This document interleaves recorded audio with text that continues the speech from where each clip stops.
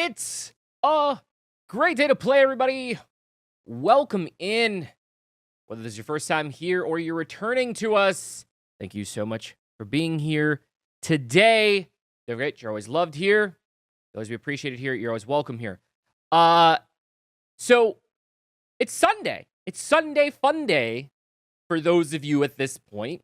And while I take Sundays off, I'm pre-recording this and wanted to do something a little bit different and a little bit fun on Sundays. And recently we've stumbled into BTS, and one of the things I try to do is I really want to open and diversify and be open-minded about a bunch of different issues. And I've really been enjoying their music. I've really been enjoying things, but it's also allowed me to learn a lot more about the culture, the K-pop culture in general, and how it all works.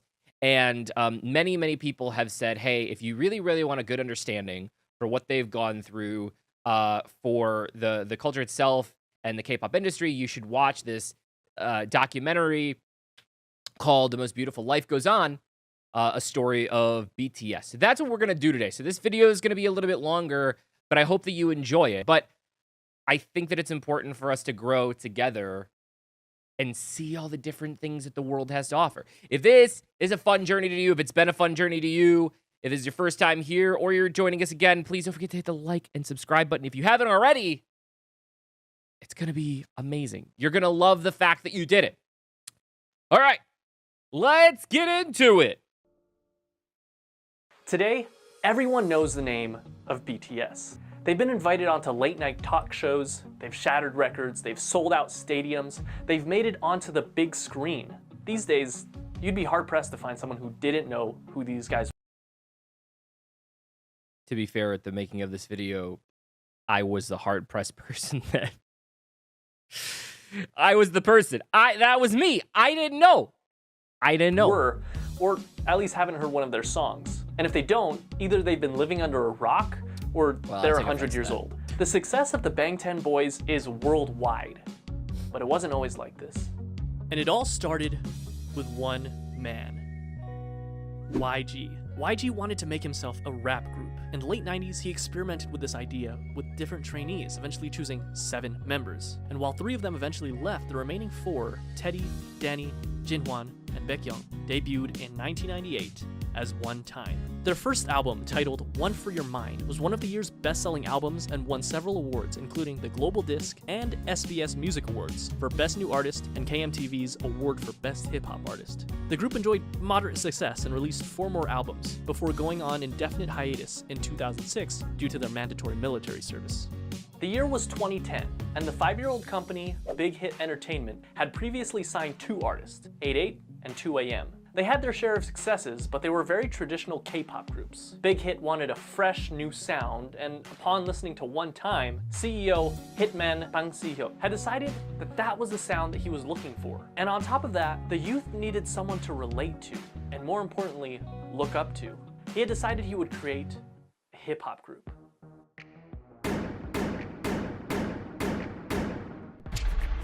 At 15 years old, Kim Namjoon auditioned for a certain Big Deal Records, which he completely botched, forgetting the lyrics to the song he was performing. Afterwards, fellow rapper Sleepy recommended that he try auditioning at another label, Big Hit, and even put in a good word for him to one of the producers there. At age 16, Kim auditioned in front of Bang Si-hyuk himself, and instantly impressed him. He was offered a deal with Big Hit on the spot, which Kim accepted and became a trainee. So this is interesting. Because they're not, okay, I haven't heard a lot of their stuff yet, but they're definitely not just a rap group. They're so versatile. But it sounds like when they started, that was kind of the aim, like to become like just a hip hop group, which is really cool. I always find it fascinating just in general to see like original reels and original footage of like people doing like their tryouts for the first time, especially like once they become bigger. It's so interesting to see those initial stories. I'm going to flip back through between the screens here for you guys, for those of you who haven't seen this yet. Officially choosing a name for himself, Rap Monster, destined to become the leader of the newly created group. Huh. Now that a fearless leader was chosen, they needed more members.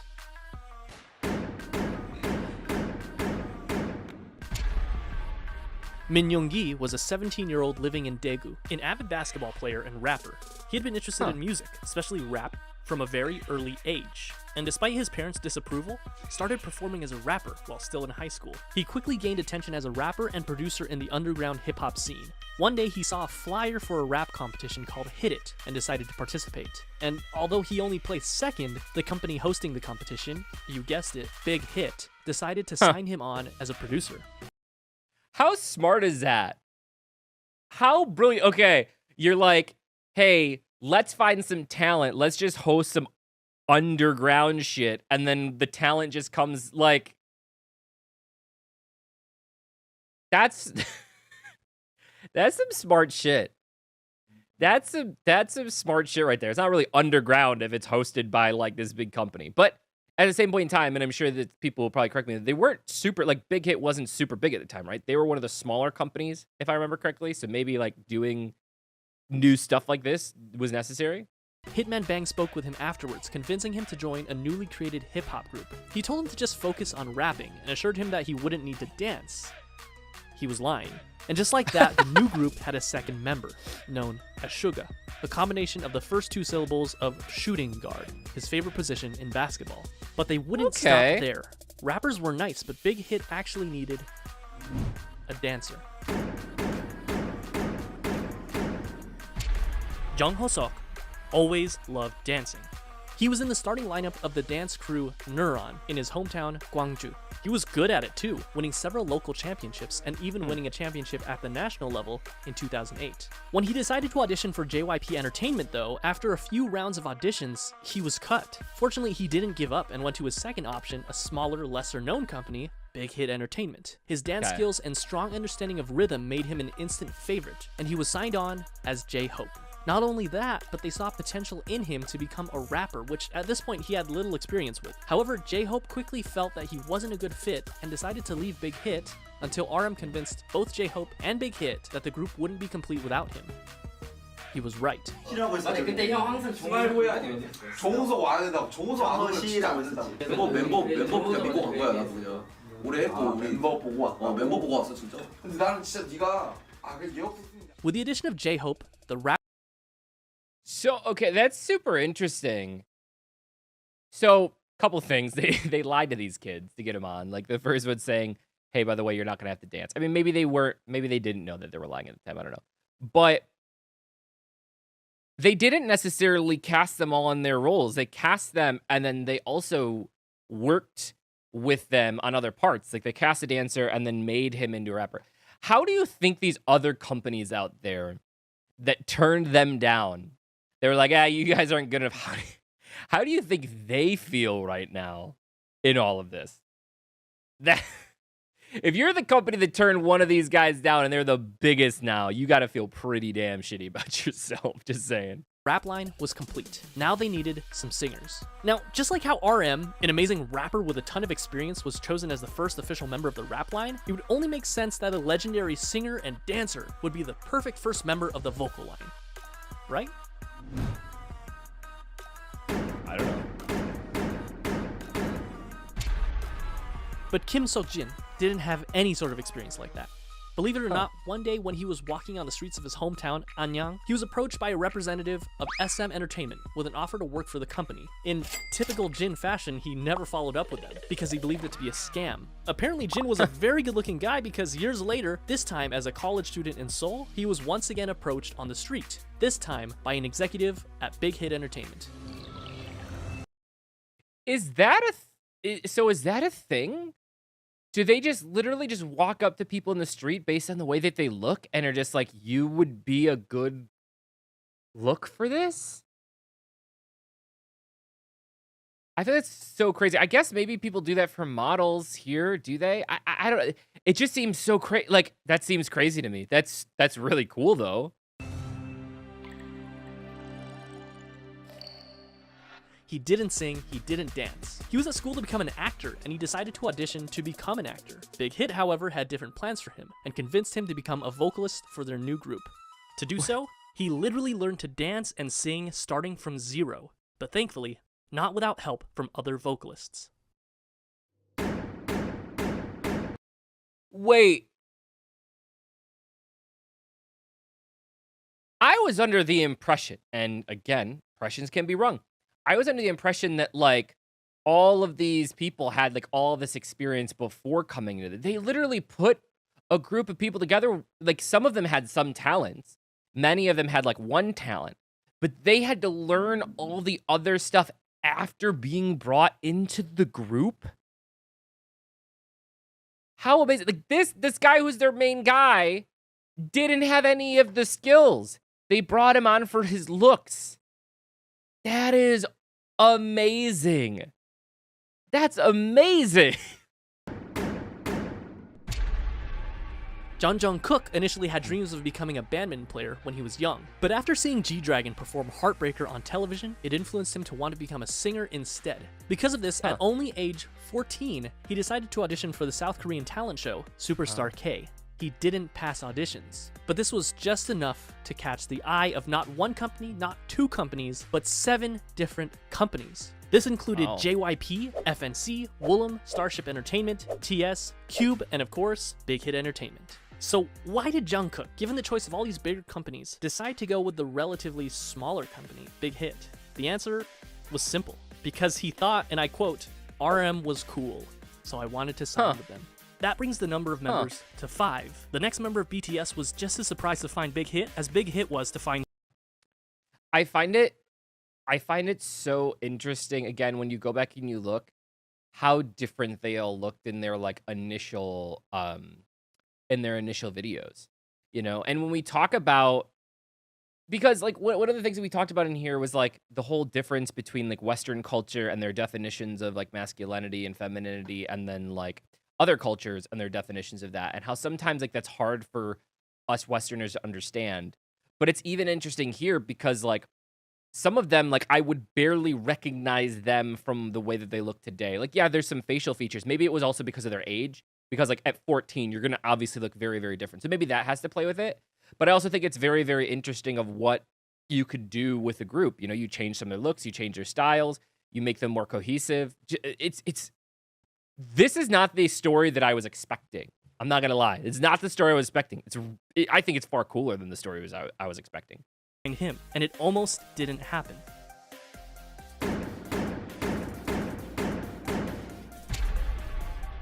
Kim Tae-young was always passionate about music, and it was always his dream to pursue it as a career. However, it was hard, as his family was poor, his parents being humble farmers. His father told him that if he was passionate about music, he should learn an instrument, and he did, spending 3 years practicing with the saxophone. One day, one of his friends decided to audition for Big Hit Entertainment when they were holding auditions in his hometown of Daegu. Tae-young, being a good friend, came with him to keep him company, but when one of the team members in charge of the audition saw Tae-young, he encouraged him to audition as well. With nothing to lose, he did. That day, he was the only one in Daegu to move on to the next round of auditions, and eventually became a trainee for Big Hit Entertainment. They decided to keep him as a surprise member and didn't want to reveal him as one of the members until his debut. In the same vein, Big Hit had him choose something mysterious for his stage name. He decided to go with V for victory. Here seems like a nice round number to stop, right? 6 members for a new hip-hop group, 3 rappers, and 3... This group is like haphazard. I think that the part of it is like I was expecting to come in and be like, oh, these people had all of this training before they got here, and then like they picked like the top. It's like it's kind of piecemealed together through happenstance on some of these members. That's such a cooler story, and such I think like I guess it fits because if you're the small label, right? Like Big Hits was a smaller label. It kind of had this underdog feel to you, and then they created this group of kind of what would be considered underdogs as well, and now here they are, the biggest stars in the world. That's a much better story. 3 vocalists. It seems like a complete group, but still there was something missing. Someone was missing. Someone that could take this already great group of artists and push it even further to achieve perfection. A powerhouse. Someone so naturally talented that they could stand out in a room full of already talented artists. This project that Big Hit had embarked upon needed a capstone.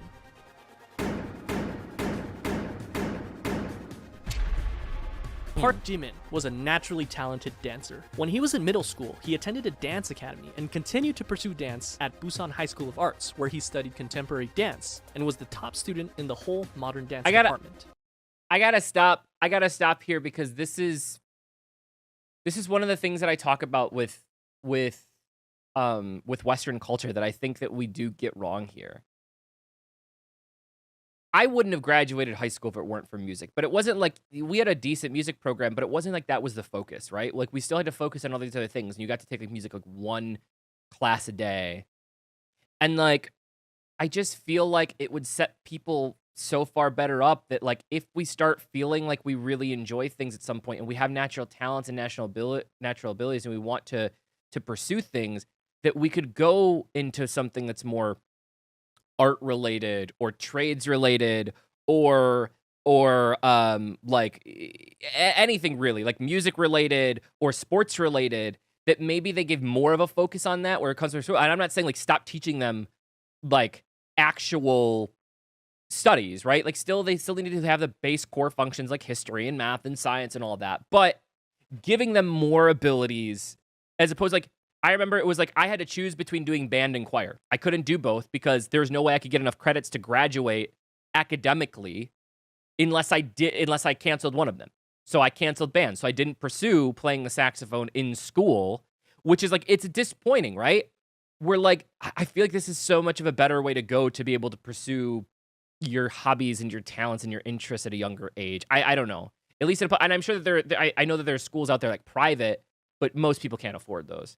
Man, what an awesome story so far. Impressed by his raw talent, a teacher encouraged him to audition for Big Hit Entertainment, who were holding auditions in Busan. He was only 16 when he passed the audition and moved to Seoul to become a trainee. He was the final member of the group, and he also had the shortest training period.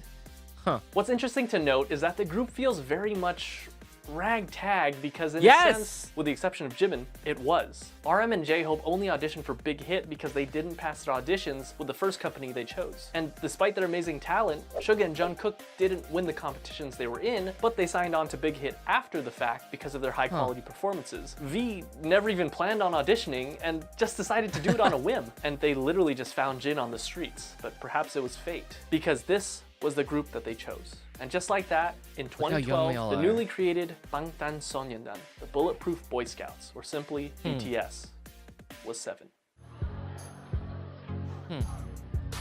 저도 아침에 리허설 때 이거 보고 많이 웃었습니다. They had the group, but they still needed the music. In early 2013, they set out to create some social media presence for themselves before officially debuting, posting song covers on both SoundCloud and YouTube, which you can still go watch today. In May, Big Hit launched a countdown clock on their website in preparation for BTS's debut album, complete with a trailer and a ton of promotional material, including photos for the first time of all the members in the official lineup. Ah, they look so young. There. Finally, the big day came. June 12th, 2013. It's crazy. I'm sure we may get a little crap, but like I said that they still look really, really young. But then like seeing their before pictures, you can definitely tell the difference. Wow. And a debut showcase where they performed their 2 singles, No More Dream and We Are Bulletproof Part 2.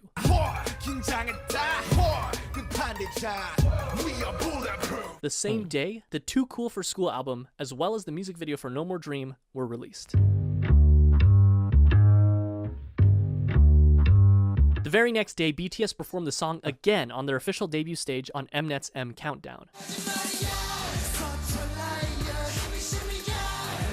This was the world's first taste of BTS. Commercially, the album didn't do extraordinarily well. The lead single, No More Dream, peaked at 124 in Korea, and the album sold only 24,000 copies during its first year. Bulletproof Part 2 didn't even chart. The first year wasn't all that great for BTS, but despite everything, people saw them.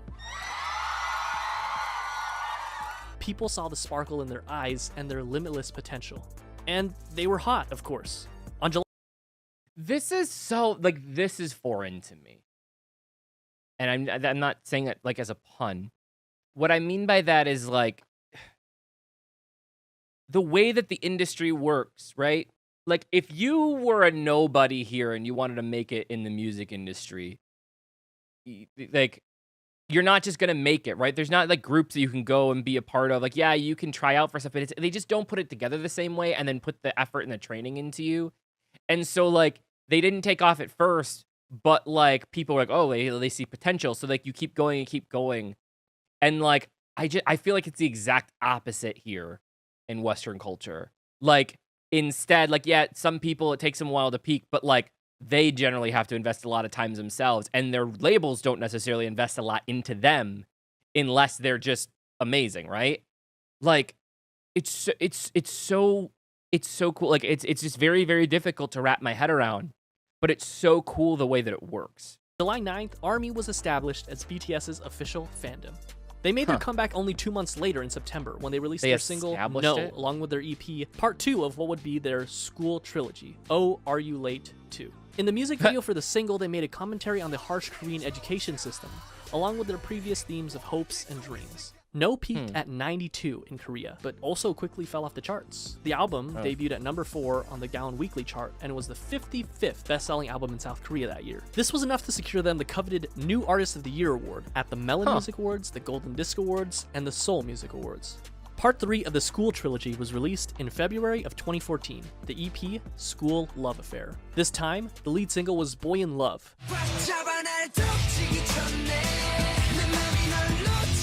and the other single being Just One Day. The album, as well as both singles, enjoyed moderate success, with the album topping the Gaon album chart as well as making its first international appearance at number 3 on the Billboard World Albums chart. The album also marked their first distinctive change in theme, focusing more on school life and young love, as evidenced by their Boy in Love music video. They also held their first fan meetings with a crowd of 3,000 in Seoul. BTS. That's so cool. Think about that. The first fan meeting of 3,000 and now it's millions, right? The other thing that you could hear the difference in their music too, like that change. But that's also really cool to just see that versatility so early on. Like I don't feel like most artists have the ability to just be able to be like, okay, we're gonna go from hip hop to rock, or we're gonna go from hip hop to pop now, or okay, whatever. We're just gonna change genres. So much talent there to be able to do that. BTS was doing well. That is, until July. This is, unfortunately, a dark chapter in the lives of BTS and ARMY. That's right, American Hustle Life. I'm joking, of course, but American Hustle Life was a reality show put together by Mnet that brought BTS to Los Angeles, where they had the unique opportunity to learn the true ways of hip-hop from the masters. And it was a pretty darn cringy opportunity, but an opportunity nonetheless. Whatever you do, just don't watch the Warren G version of Boy in Love. You've been warned. However, cringe and all, the trip proved fruitful for BTS, making connections, performing their first US concert for free in front of 200 fans, as well as their first appearance at KCON. The next month, in August, BTS released their first full-length studio album, Dark and Wild. The album featured 2 singles, Danger and War of Hormones.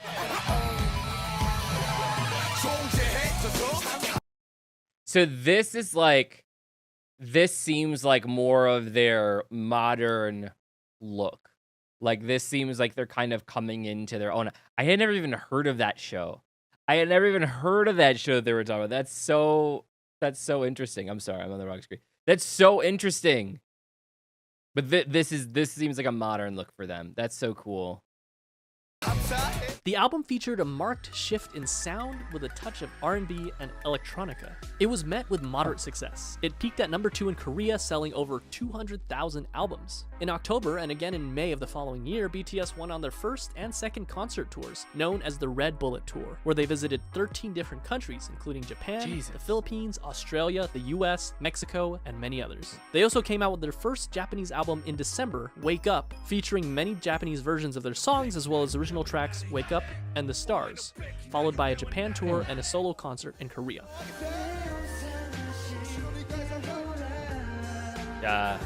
Although Dark and Wild got decent attention, they needed something different. They needed something that would shake things up. They got to work. April 29, 2015 was their comeback. When this album was produced, each member had a hand in writing songs for the album. They again changed their sound from aggressive hip-hop to youthful, colorful styles. And not only their sound, but their image as well. This can be evidenced by their newest EP, The Most Beautiful Moment in Life. And just by looking at the album cover, they ditched the dark colors and the bulletproof vest symbol that had become so synonymous with BTS, and replaced it with a simple white and pink background overlaid with the title. And then, they dropped the single that would change everything. I Need You.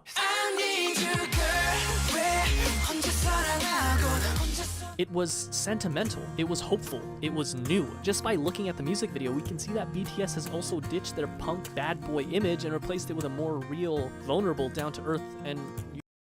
Yeah, I was gonna say, so two things. One, I haven't heard a lot of these songs yet, so now it's kind of getting me excited to listen to them. But two, it's like, yeah, this is like the transformation for a lot of, like, you can start seeing the difference here in the way they look. The last one, at least, they look like the same age, I feel like, that they are now. But this one feels, and I don't mean to use words like masculine and feminine. Those are words that happen in American culture, but more so in like, even for them in the way that they're describing it here, it's like, I guess, more of a rougher feel than more of a vulnerable feel, I guess was the right word that they use, if that makes sense. Like, that's what it feels like. It feels much more open now than it is, or than it was before. Kind of like that edge is gone. Youthful feel. This proved to be the change that BTS needed for mainstream success. Billboard called it one of the greatest K-pop songs of the decade. It charted at number 5 in Korea, and even led them to their first music show win on SBS MTV's The Show. And that wasn't all. They released their second single, Dope, on June 24th, which started off with a poignant line from RM. 어서 와. 방탄은 처음이지? Welcome. Is this your first time with BTS? And you know what? For a lot of people, it was. In a way, their first studio album and tour can be seen as their stepping stone between old school BTS and new school. In November, they came back with their follow-up EP, The Most Beautiful Moment in Life, Part 2, the second EP in what would be dubbed the Youth Trilogy, which featured the single Run. The album focused even more on the frivolity, friendship, and carefree attitude that comes with enjoying one's youth, but just like in I Need You, contrasted that with suffering, depression, loneliness, society, and the stark and sometimes dark reality of life. Compare this with the far cry of the No More Dreams music video. It felt real. It was dark. So that's, I think once artists get into the points where people can relate to them on like a personal level, that's where fandom can really happen. Like outside of music, I think that like for so many people, for the ARMY fans that have come to the channel and left comments and stuff like that, I feel like that's a lot, that has a lot to do with this. That I think a lot of that fandom comes because so many of those fans really relate to them and see them as real people, versus like so many artists out there we don't necessarily see as real people, and they're not as engaged, I guess would be the best word that I could think of to describe it. But you can see, like, you can see it here. Just this documentary, by the way, thank you for whoever recommended this. I know there was a lot of you that did, but you can they've done such a good job of showing the best moments, I think, for that change. This is a really great intro before I start getting into some of their non-English stuff. Darker, grittier, more humble, more meaningful, and most importantly, RM lost his mohawk. Run also connected narratively with their previous single, I Need You, and another video released in September titled On Stage Prologue established what would come to be known as the BTS universe, or the BU. Which would eventually combine music videos, short films, books, short stories, webtoons, and even a mobile game to create a cohesive story. And I won't go down this rabbit hole because there is a lot to digest, but it's definitely something to look into if you're a hardcore ARMY. The same month, they kicked off their third tour, The Most Beautiful Moment in Life on-stage tour, where they performed songs from their 2 recent EPs, Part 1 and Part 2. And Part 2 was a hit, their biggest so far. It topped the Weekly Gaon album and Billboard World Albums charts, and on Billboard, it stayed there for multiple weeks, the first K-pop act to do so. It also appeared on the Billboard 200 albums chart, not world albums, which was reserved for foreign non-English songs, but simply the top 200 albums, peaking at 171. Which is kind of amazing considering that this was back in 2015. They also received Best World Performer at the 17th Mnet Asian Music Awards. This brings us to Part 3 of the Youth Trilogy, The Most Beautiful Moment in Life. Young Forever, released on May 2nd, 2016, which featured probably my favorite BTS album cover. Young Forever was actually a compilation album of parts 1 and 2, so it was mostly the same songs, but it was notable that it had some new singles: Epilogue, Young Forever, Fire, and Save Me. The latter two performed exceptionally well, with both songs topping the Billboard World Digital Songs. One of the things I forgot to point out before, and I'm seeing it in more of their videos, this is one thing that I actually really like about a lot of their videos. It's like they said, the pre-change stuff, there was a lot of like just dark imagery, but now I'm starting to see a lot more of the color that you see there today. It's much more warm and much more inviting than like just kind of that dark, rough edge. Like, this feels much more like Join Us. You know what I mean? And you're seeing a lot of that already here. And then like their album covers and stuff, you see all of that color already starting to come through. Chart. This was also the second BTS album to chart on the Billboard 200 at 107, and it topped both the Gaon Weekly and Monthly chart, which earned BTS their first Daesang.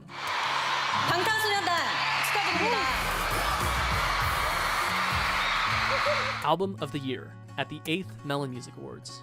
They went on to do the second half of their tour, The Most Beautiful Moment in Life on Stage, Epilogue, selling out many of their concerts and even selling out KCON in the US, where they headlined the event. In September, they dropped their second Japanese album, Youth, featuring Japanese versions of tracks from their previous 3 EPs, which went gold and peaked at #1 on Japanese charts. And only a month later, in October of 2016, it happened. BTS dropped their second studio album, Wings. It's so something that I think is really neat is like it's like these groups are set up to be worldwide phenomenons. Like, not I don't just mean Western, but I mean, like, how often here do we like make songs but like they're targeted for other countries as well? Like, I feel like that just doesn't happen. Like, when we make music, we make it for here. Again, it's just very, very interesting to me. It's a very, very different way of thinking about it, but it's cool. It's really cool. It sold over 500,000 copies in its first week. In comparison, The Most Beautiful Moment in Life Part 1, released just the previous year, which topped the Gaon chart, sold about 500,000 in its entire lifetime. Wings was big, but the true showstopper was its lead single, Blood, Sweat, and Tears, which got them their first all-kill, topping 8 music charts in South Korea. Its music video gained 6 million views in the first 24 hours, which broke the YouTube record for the highest number of views of a K-pop group music video within 24 hours. The album hit number 26 on the Billboard 200, the highest ever charting K-pop album on Billboard. They ended up selling 1.5 million copies in South Korea in 2016 alone, and it netted them the Artist of the Year award at the Mnet Asian Music Awards that same year, the first non-Big 3 artist ever to receive that award.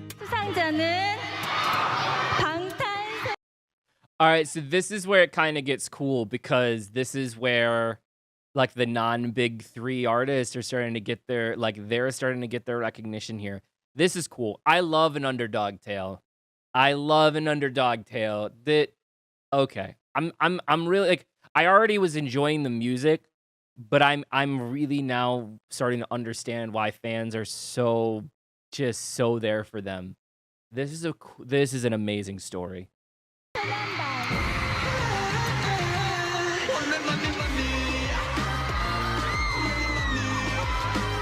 After Blood, Sweat, and Tears, they were on a roll. BTS was unstoppable.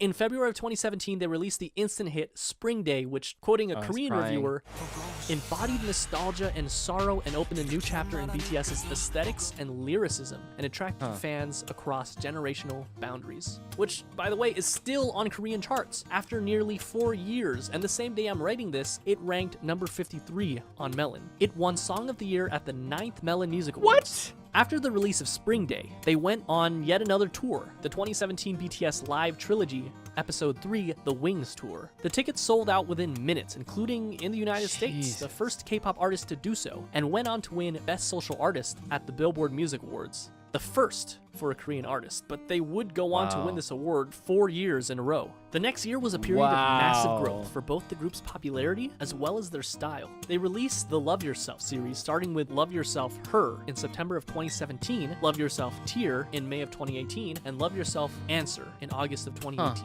3 albums that gave us some of the most classic BTS songs that we know and love today, such as Mic Drop,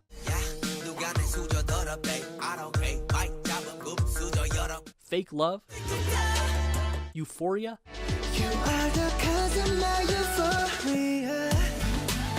Idol,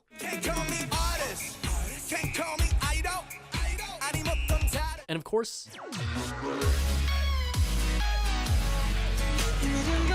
all 3 albums were commercial successes, Her being their first album to top 2 million album sales. But Tear and Answer also did equally well. These 3 albums, as well as their Japanese album, Face Yourself, proved that they weren't done yet, not even close. During this time, they shattered countless records. Their singles went platinum, they topped charts, they won awards. And not only did they break YouTube records, but they broke records that they themselves set again and again.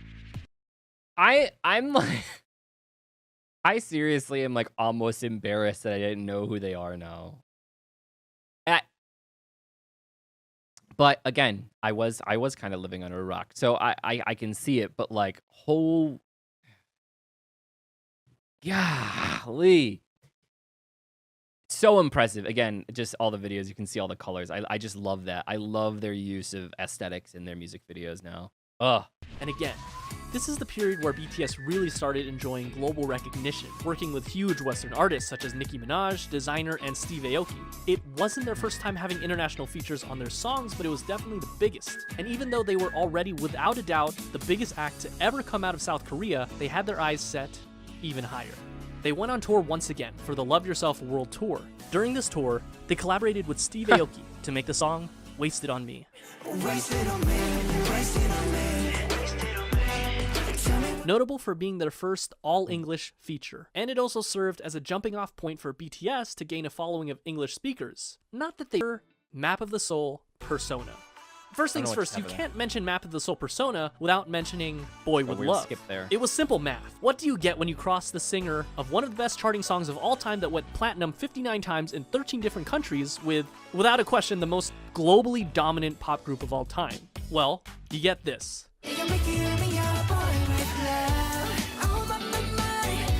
Nothing less than an instant hit. Number 8 on Billboard Hot 100, platinum in the US, 21 music show wins, number 1 on iTunes in 67 different countries, the most liked and the most viewed YouTube video in the first 24 hours, the fastest video to reach 100 million views, a current view count of over 1 billion views, 7 boys, 1 girl, and 7 different hair colors. They were the talk of the town, invited to talk show after talk show after talk show. The second single on the album was Make It Right.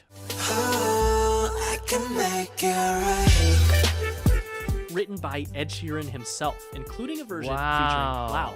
The album debuted at number 1 on Gaon and sold 3.2 million copies its first month, and that's only in Korea. It became the best-selling album in South Korea ever. It swept every major Korean music show, winning Album of the Year in each one of them. They followed up this legendary EP with the Love Yourself, Speak Yourself World Tour, where they sold out both the Rose Bowl and the Wembley Stadium in only an hour, the only non-English speaking act to do so. They even performed as a solo act in Saudi Arabia, the first foreign act to do that. The last stop of their tour was at South Korea's largest venue, the Seoul Olympic Stadium. They ended up grossing $200 million.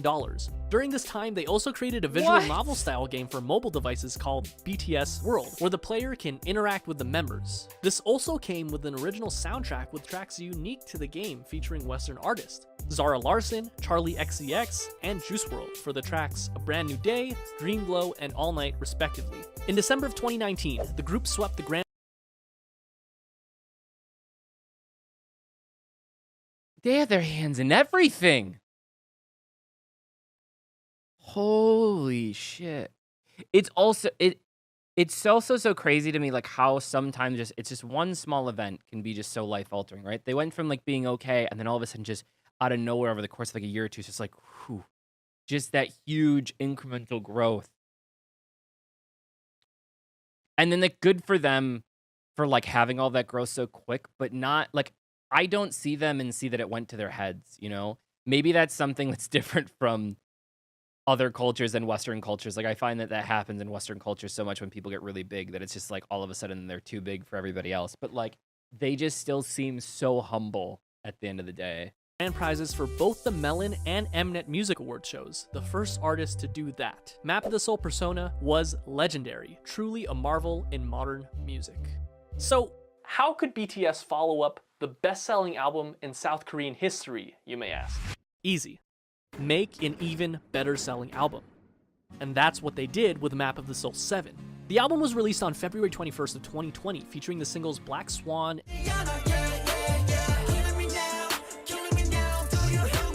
and On,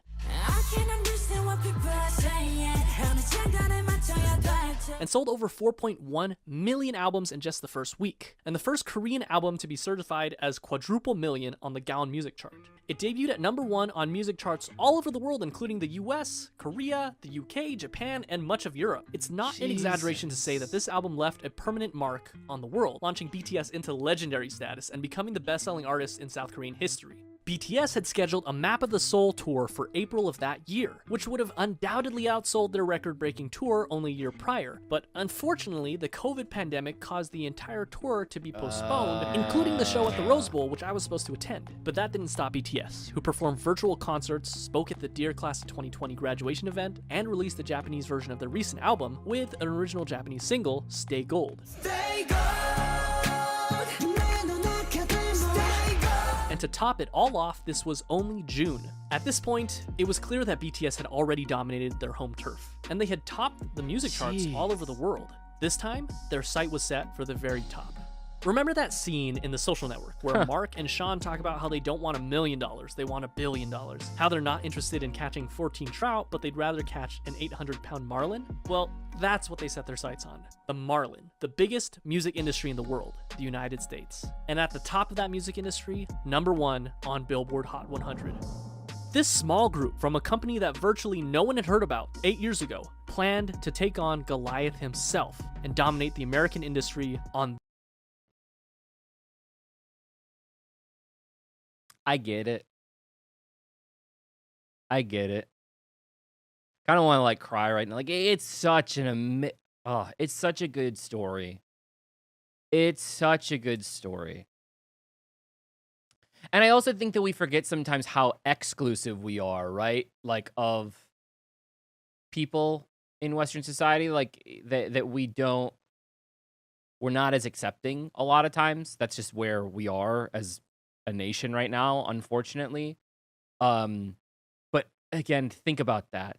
This little itty bitty company, this group of ragtag kids, most of them were kids at the time, right? Come together and make this just world superpower. And again, I just find it funny. Like, could you imagine being the companies that turn them down for the people that tried out for the companies? Oh, kicking yourself. their home turf. And all they had to do was speak English. August 21st. Enter Dynamite.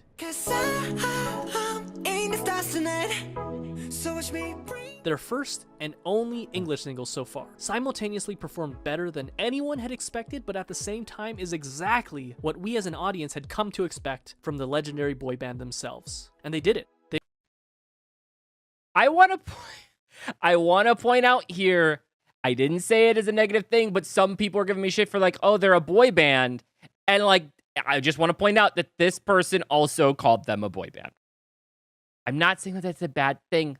I'm just saying that like, it's okay to be a boy band and just be an amazing one. And they are amazing.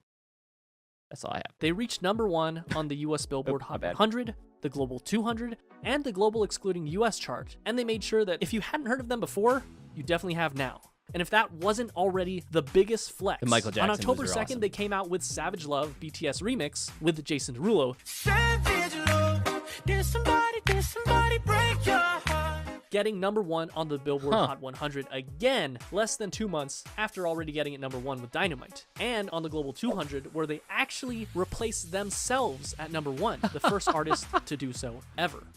So what makes BTS so special? How did they achieve all this? K-pop is a genre that spans for at least 30 years, and there have been hundreds of boy groups and hundreds of girl groups. What did BTS do to rise above all of them and break through to markets never before seen? Historically, the boy band industry has been dominated by white English-speaking bands. And the fact that BTS has not only held their own, but blew any sign of competition out of the water on a global scale can be attributed to nothing less than their talent, hard work, and a bit of a 1 in a million miracle. They did it through their own blood, sweat, and tears, so to speak. Around the world, we see that boy bands have I want to add to that because that's, I think, what makes their story so special. A lot of times when you have bands, or even boy bands, stuff like that, here that were made, like they're people that already had certain talents. And we talk about there's not a lot of good dancing, but like boy bands back in the day and even still today are considered to have like some talents in a multiple fields. But the fact that so many of these members didn't have some of those skills before coming into this group, and then they had to train and train and train and teach themselves some of these things. Their main singer didn't sing. It's so amazing. have pretty much fallen into obscurity, but BTS is thriving. And though I've stated this all before, it's worth saying again, in contrast to other bands who would sing about romantic relationships with girls and what some would call predictable bubblegum pop tunes, BTS is continuously pushing the envelope and changing their styles. According to an article by Vulture.com, they describe this style as much less a successor of the Backstreet Boys and more of the successors of Michael Jackson, whose choreography and charisma were unprecedented. While of course there's a lot of love for the angelic vocals of BTS, rap has also played a very important part in creating their own style. In stark contrast to the typical boy band where every member sings, it's so refreshing when you're in the middle of a song and you hear RM's raw rapping skills, J-Hope's energy, or Suga's soul put into every single line. Interestingly enough, at the first glance, it seems that the success of BTS was miraculous, despite not being part of the Big Three, but it can also be argued that their success was because of their separation from the Big Three. Their label, Big Hit Entertainment, whose founder emphasizes artistic freedom more than anything else, allowed them to make their own sound. I 100%, that's one of the things I said before. I think there's something to be said, like, when you're an underdog company and you're an underdog group, there's something that you have to prove, right? You don't have to play it safe. Like, you can take risks and be creative and do things that other people couldn't do. Oh, is their story just awesome? And going back to BTS universe, it's not often that a K-pop group does something special with each of their songs and albums, utilizing strong storytelling that can go beyond simply the song itself, but rather interconnected with other songs and even other albums to create one large overarching story. And not only do they all have their own expertise in performance, but also each of them have had the experience of writing and producing their own music, and they're not afraid to let their style evolve over time. BTS during their debut is such a far cry from Wings era BTS and current day BTS. They also chose to tackle more adult issues instead of simply love and girls. While they definitely didn't have a shortage of those, they also cover other very important issues such as mental health, regret, following your dreams, hard work, self-love, and many, many, many others. Add that to the fact that as fans, we can feel the authenticity of the members themselves. They seem approachable. BTS seems like there's a place for every type of fan. And in this fast-paced world where things change at unthinkable speeds, BTS has stayed grounded and faithful to who they were and who they are. Those kids we saw on American Hustle Life, along with their dreams and passions, are the same men who stand before us today. And while some artists like to keep their personal lives private, BTS gives us a look at their personal lives through their vlogs, which allow us to become more connected to them than ever before. What is truly amazing is that, with the exception of just one single, they're doing this all while singing in their native tongue, Korean. Their music holds so much power that it literally breaks through the barriers of language. And no, they're not done yet. Today, November 20th, they're releasing their 5th studio album, B. Their singles on the album, Dynamite and Life Goes On.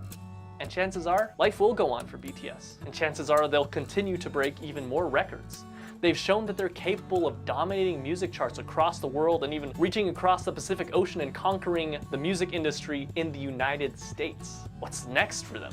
Mars? In any case, they've only started in 2013 and BTS is as strong as it's ever been. As far as we know, they will only continue to light it up like a dynamite.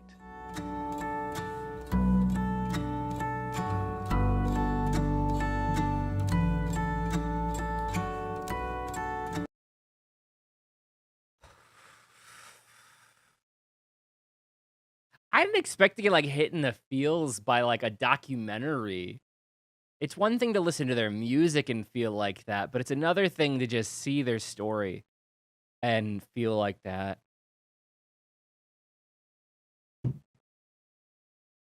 I get it, guys and girls. I get it. I do now. And you know, the one thing that I do want to say is if I came off in any way when I first heard them as dismissive, maybe it just came off the wrong way, but it couldn't be farther from the way that I feel about them. It's an amazing journey, and I can't wait to discover more and more of their music. It has been so cool so far, and I'm really glad for all of you out there who sent me this way so I could learn more about them individually. Thank you all so much for doing that. For those that have been watching and liking and commenting and subscribing on the videos as we go through this, thank you all so much as well. Your support has been fantastic. More to come, guys. We're going to be getting into more of their music next week, so thank you so much. If you enjoy the journey, if you have liked it so far and want to keep going, want to see my reactions, please don't forget, like, subscribe. Definitely helps the channel. If nobody told you that they loved you today, don't forget, I love you. You are appreciated and you are always welcome here in this channel.